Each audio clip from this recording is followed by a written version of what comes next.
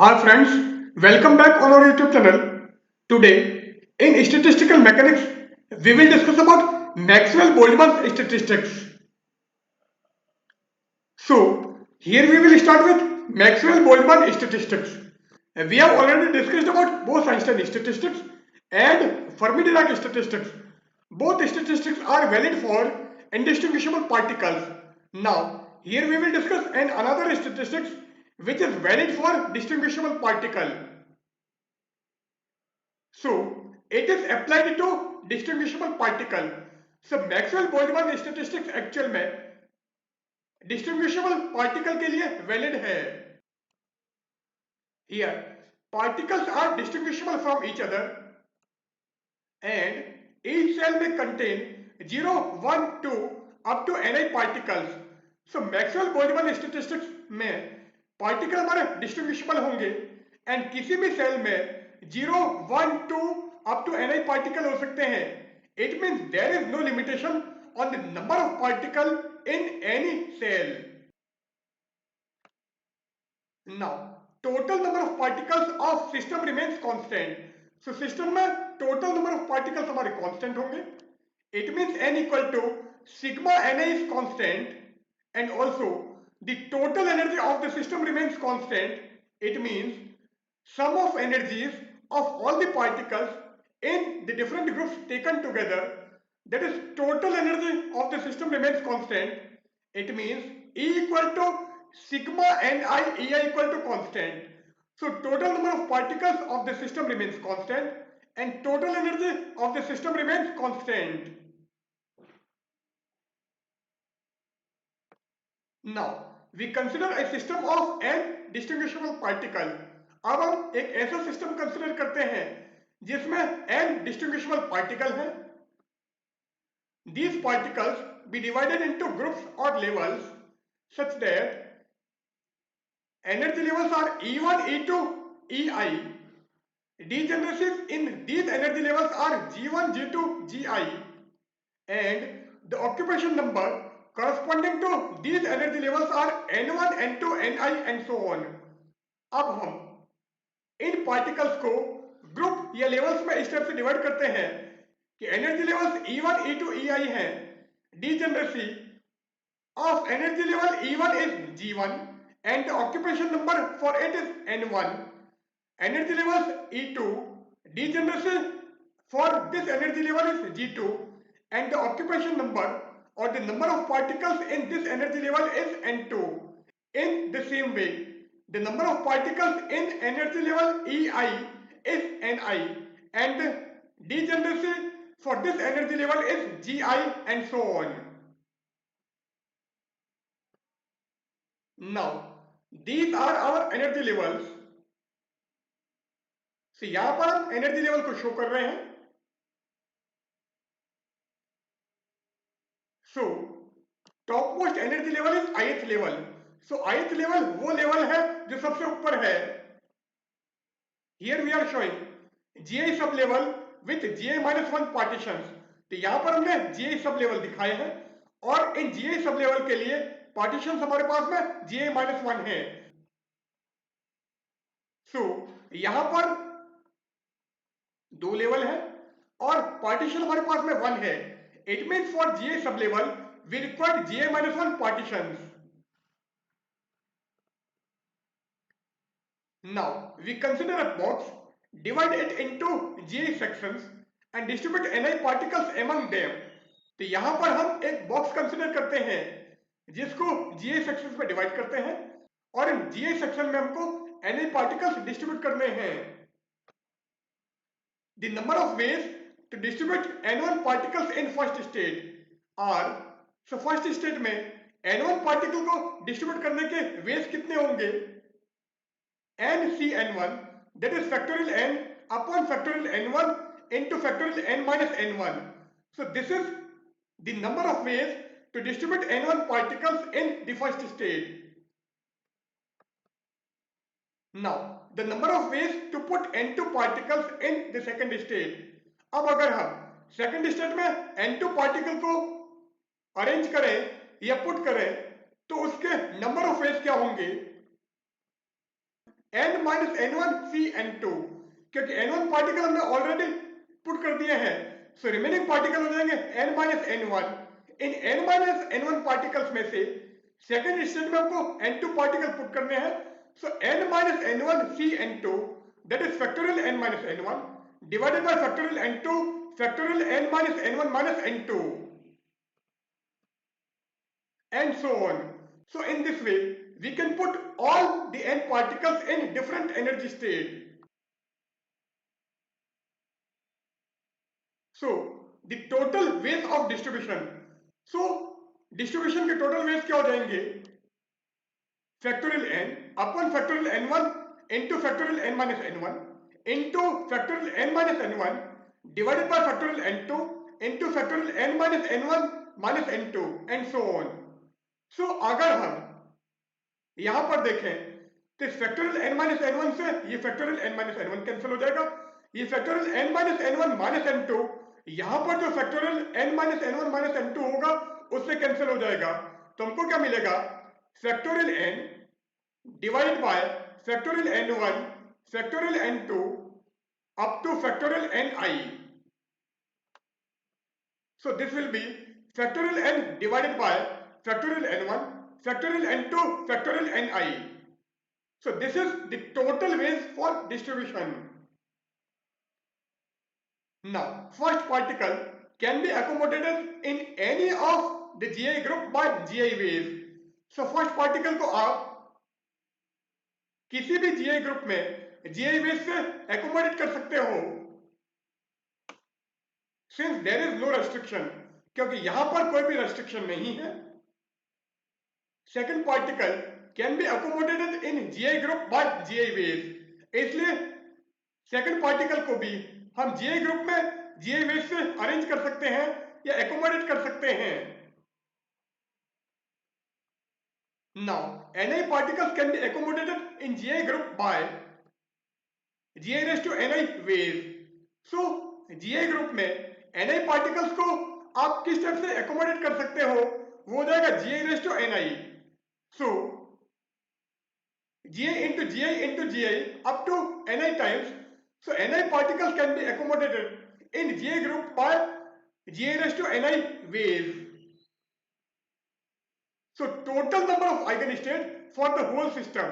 अब अगर हम whole system के लिए total number of eigenstate लें तो वो क्या जाएगा, G equal to factorial n upon factorial n1 factorial n2 factorial ni into G1 raised to n1 G2 raised to n2 into G raised to ni. So this is the total number of eigenstate for the whole system,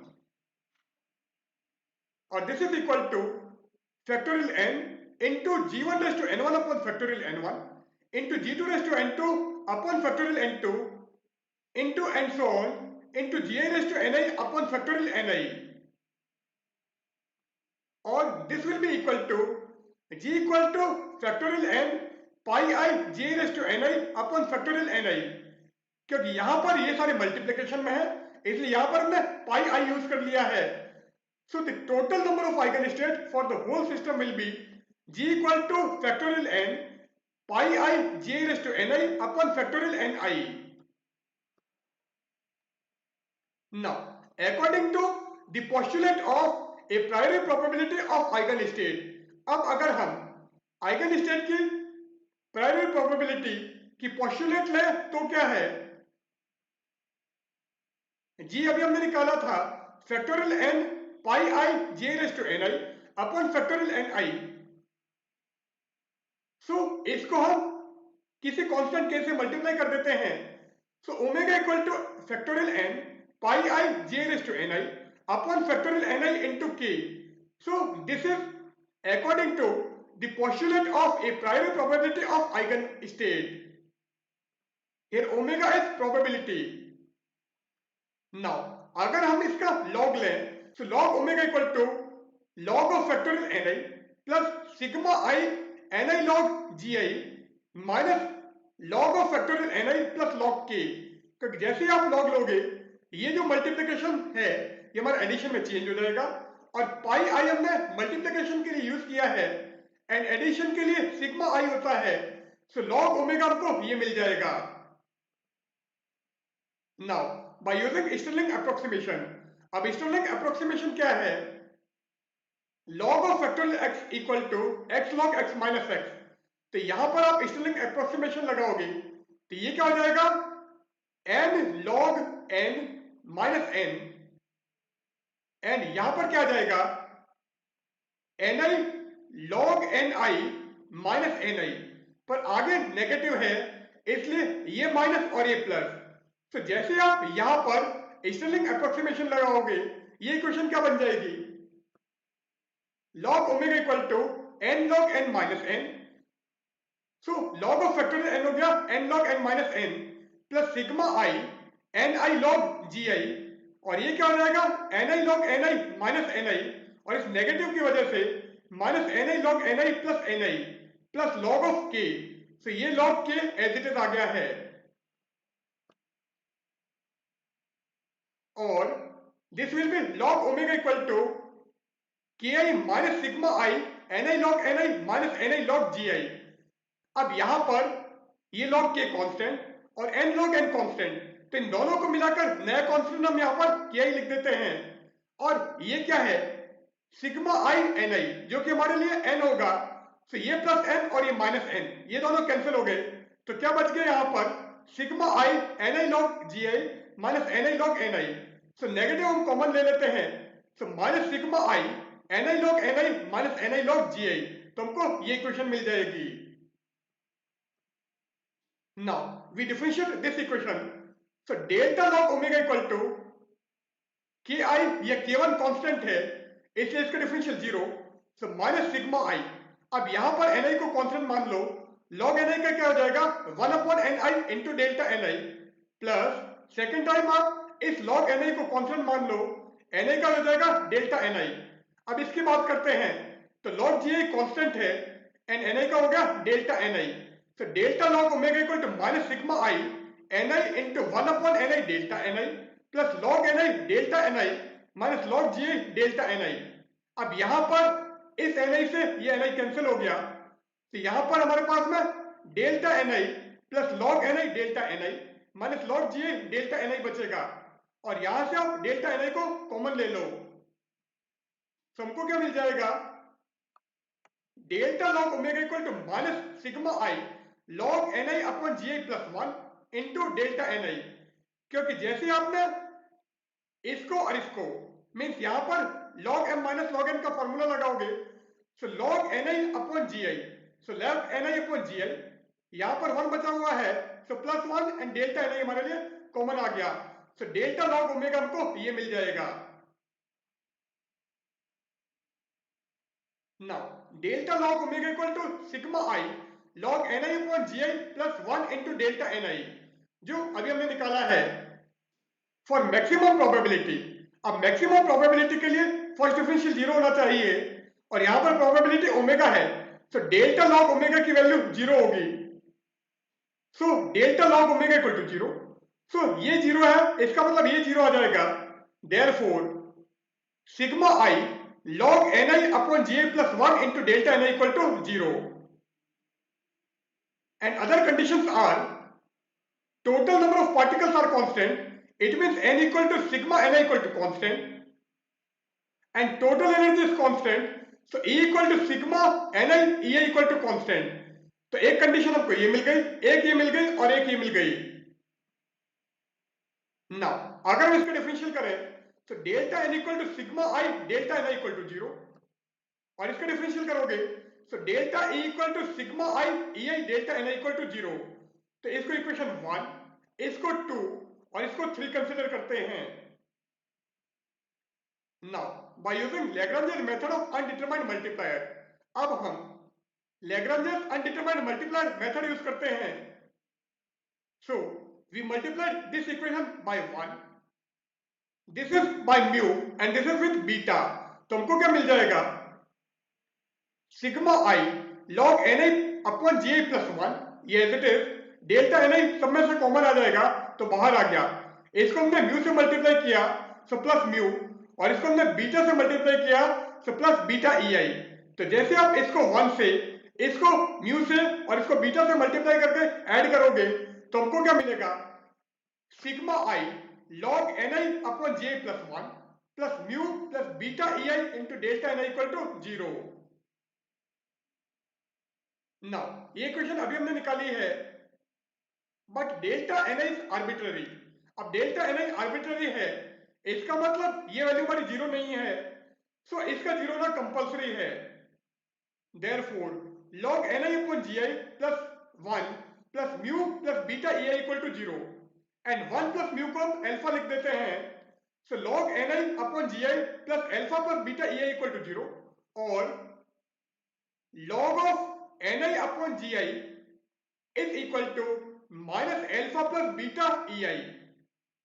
अब आप पूरी equation को minus से multiply कर दो तो ये negative हो जाएगा और ये पॉजिटिव, और इस नेगेटिव को आप पावर में लेकर जाओगे तो log ni upon ji power minus 1। इसका मतलब ये क्या हो गया, log of ji upon ni is equal to alpha plus beta ei।